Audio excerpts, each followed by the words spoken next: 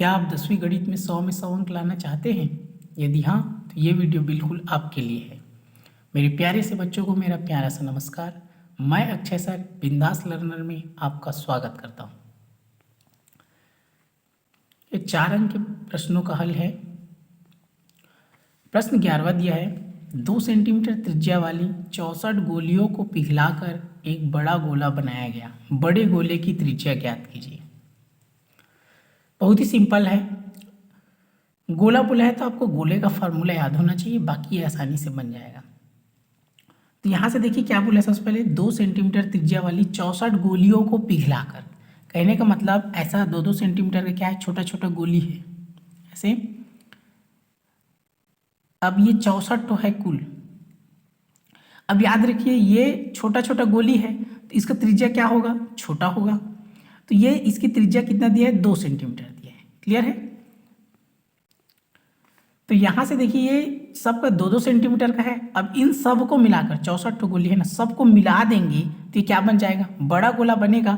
अब बड़े गोले की त्रिज्या क्या होगा, बड़ा आर होगा। इसी को हमको क्या करना है, ज्ञात करना है। देखिए बड़े गोले की त्रिज्या ज्ञात कीजिए बोला है ना, तो आपको क्या है, ये क्या करना है, बड़े गोले की त्रिज्या क्या होगा, बड़ा आर होगा, और छोटे गोले की त्रिज्या छोटा आर। तो यहाँ पहले से प्रश्न दिया है 2 सेंटीमीटर त्रिज्या वाली, मतलब ये छोटा आर है। यहीं पर आप लिख लीजिएगा हल में दिया है करके आप लिख सकते हैं, दिया है, ठीक है। गोले की त्रिज्या या गोली की त्रिज्या लिख सकते हैं, गोले की त्रिज्या। यहाँ छोटा आर आपको लिखना है, बराबर क्या लिखना है, 2 सेंटीमीटर। अब हमको क्या ज्ञात करना है, बड़े गोले की त्रिज्या ज्ञात करना है। तो यहाँ पर लिख लेना है, माना बड़े गोले की त्रिज्या, क्या मान लेंगे उसको, बड़ा। समझ में आए? अब देखिए यहाँ आपको लिखना है 64 गोलियों को पिघलाकर क्या बनाया गया है, एक बड़ा गोला बनाया गया है। यहाँ लिखना है चूंकि 2 सेंटीमीटर त्रिज्या वाली, प्रश्न को ही लिखना है ना, 2 सेंटीमीटर त्रिज्या वाली 64 गोलियों को पिघलाकर क्या बनाया गया है, एक बड़ा गोला बनाया गया, एक बड़ा गोला बनाया गया। अब यहाँ से देखिए ये प्रश्न को ही लिखो, यहाँ से ये पूरा ये यहाँ तक प्रश्न को। क्लियर। छोटा आर है तो आर का मान 2 सेंटीमीटर, बड़ा आर मान लिए क्योंकि इतना गोली को मिलाएंगे तो बड़ा हो जाएगा। अब यहाँ से देखिए, अब एक चीज याद रखिए, ये 64 गोली को मिलाएंगे तो 64 गोली है, उसका जितना वजन होगा उतना ही उस 64 गोलियों को मिलाएंगे तो जो बड़ा गोला होगा उसका भी वजन वही होगा। तो वजन मतलब होता है आयतन। या फिर आप इसको इस प्रकार समझ सकते हैं, जैसे रोटी बनाते हैं, रोटी तो रोटी के लिए आटा गूंथते हैं ना, तो आटा गूंथते हैं तो क्या होता है, वो बड़ा होता है, पहले गोला बनाते हैं, गोला बड़ा सा, फिर उससे क्या करते हैं, छोटा छोटा छोटा छोटा अलग अलग टुकड़े में उसको विभाजित करते हैं, अलग अलग गोला बनाते हैं छोटा छोटा, है ना। तो उसके बाद क्या बनता है, वो रोटी बनता है। तो क्या होगा, जो बड़ा गोला रहता है पहले, बड़ा गोला उसका वजन, और उस बड़े गोले को लेकर जो अलग अलग छोटा छोटा गोला बनाते हैं, क्लियर, उन सब का भी वजन एक जैसे ही होगा, उसको मिलाएंगे तो वजन हो जाएगा, मतलब आयतन। तो इसलिए आप इसको लिख सकते हैं इस प्रकार, बड़े गोले का आयतन बराबर, इस प्रकार इसको लिख सकते हैं, बड़े गोले का आयतन बराबर 64 गोलियों का आयतन, 64 गोलियों का आयतन। चूंकि बड़ा गोला इन 64 गोलियों से बना है तो 64 गोली का जो वजन है उतना ही वजन किसका रहेगा, जो बड़ा गोला बनेगा उन 64 गोलियों से, तो दोनों का वजन इक्वल रहेगा, इसलिए बराबर लिख लेंगे। अब सिंपल सा आपको फार्मूला लगाना है, फार्मूला दोनों में लगेगा। गोले का आयतन, तो गोले का आयतन का फार्मूला होता है 4/3 पाई आर की घात 3। यहाँ आपको ध्यान देना है, चूंकि बड़ा गोला है तो बड़ा आर लिखना है, फिर लिखना है 64 गुणा, फिर यहाँ गोले का आयतन का ही फार्मूला लगाना, क्योंकि इसमें लिखा है ना गोलियों, तो गोली भी तो गोला है ना, तो 4/3 पाई आर की घात 3, लेकिन आर को यहाँ छोटा लिखना है। क्लियर हुआ। यहाँ पर सिर्फ इतना ध्यान देना है, 64 पहले से है, दोनों साइड आपको गोले का आयतन का फार्मूला लगाना है, चूंकि ये बड़ा गोला है तो बड़ा आर, छोटा गोला है तो छोटा आर।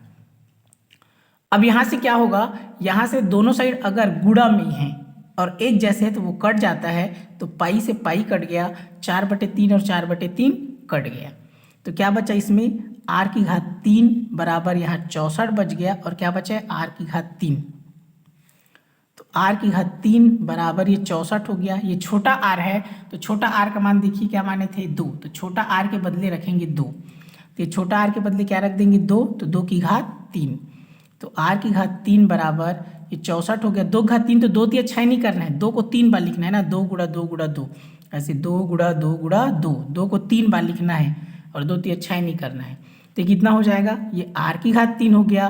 64 को हम क्या लिख सकते हैं, 8 8 64 लिख सकते हैं, और ये कितना हो जाएगा 2 दूनी 4, 4 दूनी 8, ये 2 8 कहाँ से आया, 64 को होता है 8 8 64, और ये 2 दूनी 4, 4 दूनी 8।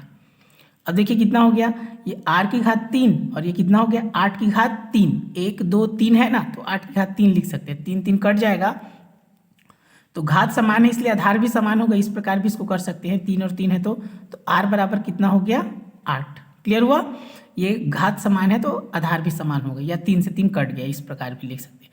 तो बड़ा r का मान कितना आया 8 सेंटीमीटर।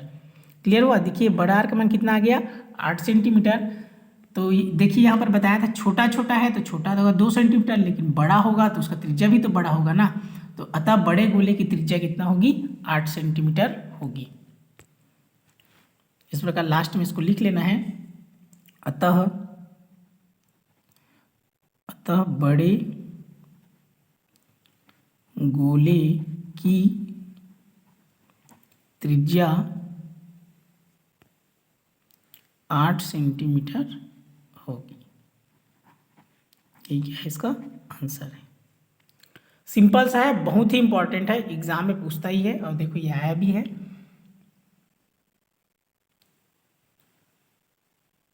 ये चित्र को मैं समझाने के लिए बनाया हूँ, इसको बनाना नहीं है, बनाएंगे तो बना भी सकते हैं।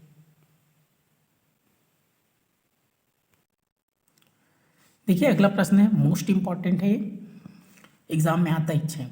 यहाँ से लिखा है प्रश्न 12, निम्न सारणी की माध्यिका ज्ञात कीजिए। एक चीज आपको याद रखनी, 4 नंबर के सवाल में माध्यिका, बहुलक या समांतर माध्यक तीनों में से एक प्रश्न आता ही है, अथवा में रहता है। तो देखिए यहाँ से माध्यिका ज्ञात करना है, तो ये दिया है वर्गांतर और आवृत्ति।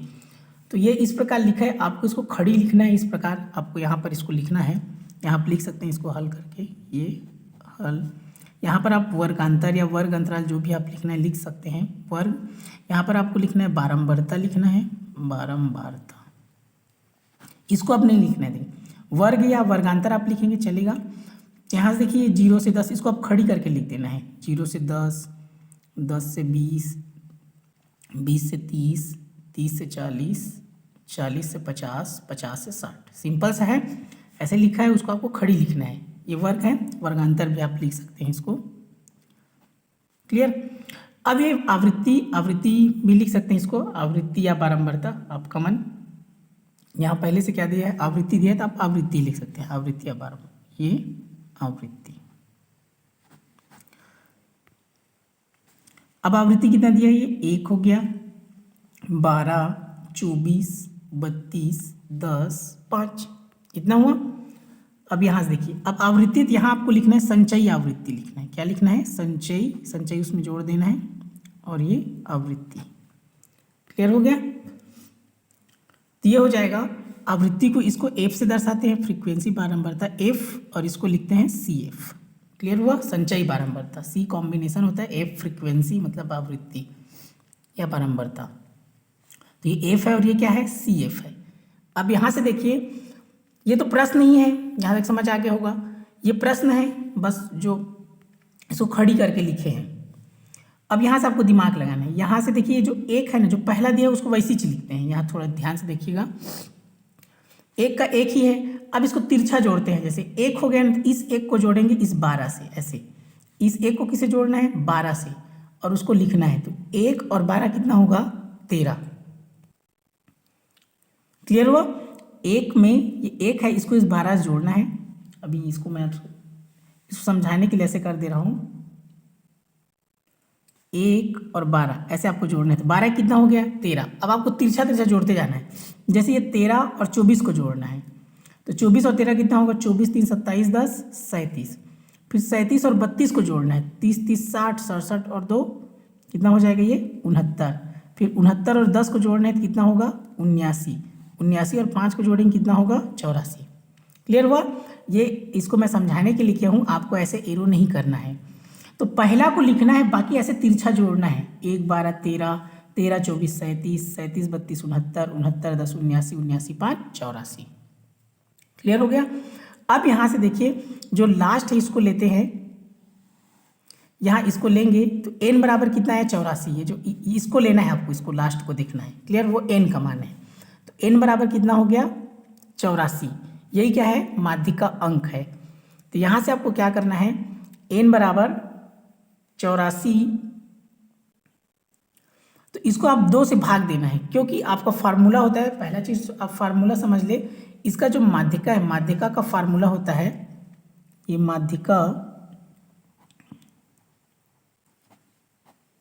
माध्यिका का फार्मूला होता है L plus n/2 minus CF गुणा H/F। ये इसका फार्मूला है।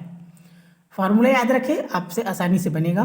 फार्मूला एकदम सही होना चाहिए, अगर फार्मूला थोड़ा भी गड़बड़ हुआ तो फिर नंबर नहीं मिलेगा। तो इसलिए L plus n/2 minus CF गुणा H पूरे का बटा F। याद रखिएगा ये बटा यहीं तक रहना चाहिए, इसको इधर नहीं लाना है, इधर लाएंगे तो ये गड़बड़ है। अब इसमें जो भी चीज़ दिया है उसको आपको निकालना है, उसमें से ढूंढना है। तो देखिए यहाँ से हमने n का मान तो निकाल लिया 84। अब क्या क्या निकालना है आपको L CF F और H। यहाँ से इसको आपको अब 2 से भाग देना।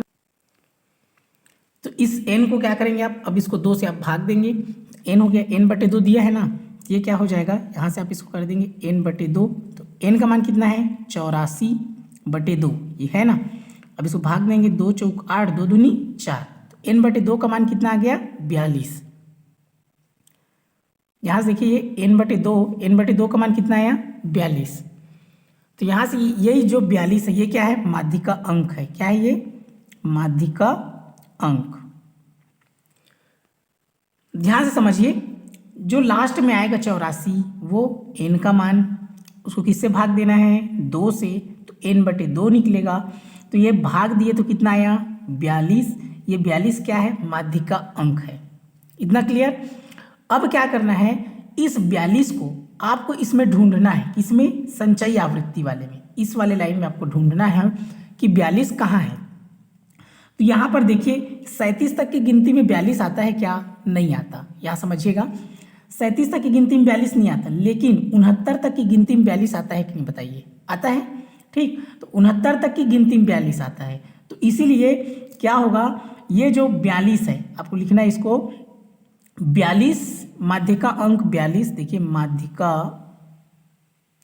अंक 42 किसमें आया संचयी आवृत्ति, संचयी आवृत्ति 69 के अंतर्गत आता है, 69 के अंतर्गत आता है। क्लियर है। ध्यान से देखिए 42 को ढूंढना है, 37 तक गिनती में 42 नहीं आता, 69 तक में आता है। अब ये क्या हो गया, अब इसको ध्यान से देखिए, अब इसमें आपको सब मान निकल जाएगा। कौन कौन सा, F CF और H सब निकलेगा। तो याद रखिएगा ये 69 है, तो 69 के जस्ट सामने में क्या है, देखिए 69 के सामने में क्या है 32, और ये कौन सा लाइन है F, तो 32 क्या होगा F का मान होगा। 69 के जस्ट ऊपर देखिए क्या है 37, ये कौन सा लाइन है CF, तो ये क्या हो जाएगा CF हो जाएगा। समझ आ रहे हैं, इतना को आपको समझना है। ये 69 है, 69 के सामने में जो है वो F का मान, क्योंकि ये F वाला लाइन है। 69 का ऊपर वाला क्या है CF वाला लाइन है, तो इसलिए CF का मान, तो F और CF दोनों निकल गया। अब उसके बाद देखिए इसके जस्ट सामने में आना है आपको, इसी चीज के 69 जस्ट सामने में ये 30 और 40, तो ये क्या है वर्गांतर है या वर्ग है। तो जो छोटा होता है वो L का मान होता है, छोटा वाला क्या होता है L का मान होता है। L मतलब निम्न सीमा, 30 निम्न सीमा है, 40 उच्च सीमा है। तो जो छोटा वाला उसको निम्न सीमा बोलते हैं, तो वो L का मान है छोटा वाला। क्लियर हो गया। अब देखिए सब निकल गया, तो इसी को आपको लिखना है। कितना कितना आ गया देखिए, एल का मान आया 30, एल बराबर क्या आ गया 30, एफ बराबर क्या आया 32, सी एफ बराबर क्या आया 37। अब एच एक और बच गया, देखिए n/2 निकल गया, सी एफ निकल गया, एफ निकल गया, एल निकल गया, एच। तो एच के लिए आपको ध्यान देना है, एच में क्या करते हैं, ये जो दिया है सीमा, निम्न सीमा उच्च सीमा, इसी को घटाना है। 40 में से 30 घटाना है, ज़्यादा में से कम, वही उसका उत्तर है। तो 40 में से 30 गया 10, तो ये कितना हो जाएगा 40 माइनस 30 बराबर 10। ये क्या हो गया, एच का मान हो गया। अब इन सब मान को आपको रखना है, बस मान को सही तरीके, फॉर्मूला सही लिखना है और उसको आपको ढूंढने आना चाहिए सही तरीके से।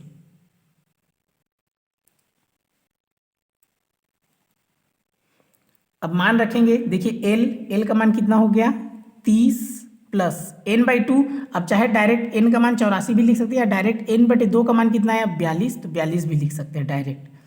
ठीक है, अगर n/2 का मान कितना है 42, लेकिन अगर आप ऐसे भी कर सकते हैं, n का मान 84, तो n का मान 84 रखेंगे, 84/2 आखिर 42 ही आएगा। तो n/2 का मान 42 आया। यहाँ से सी एफ, तो सी एफ का मान कितना दिया है 37 गुड़ा एच, एच का मान कितना है 10 बटा एफ, एफ का मान कितना है 32।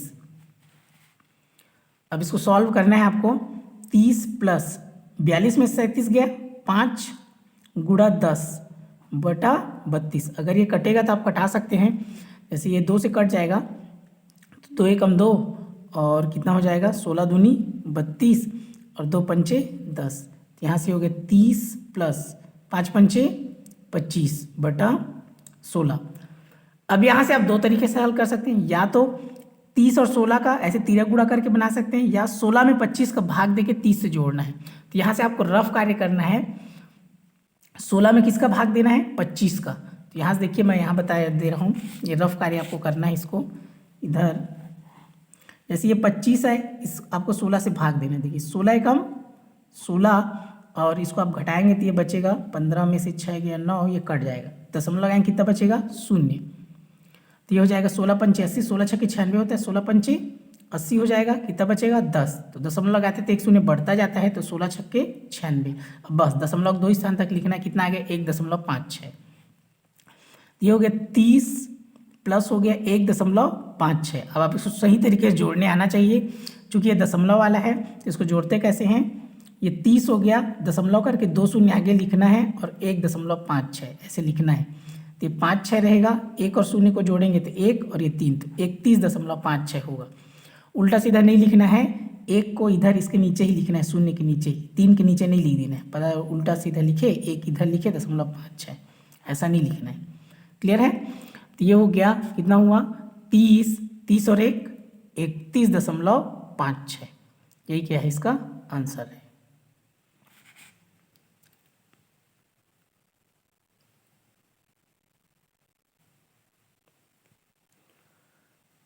तो सरल सा है, आपको कैलकुलेशन सही तरीके से करना है। ये जो रफ कार्य इसको रफ कार्य में ही करना है, हल करते समय इन सबको नहीं लिखना है। और जितना मैं ये एरो किया हूँ, ये गोला घेरता हूँ, ये सब भी आपको नहीं करना है, वो सिर्फ समझाने के लिए है।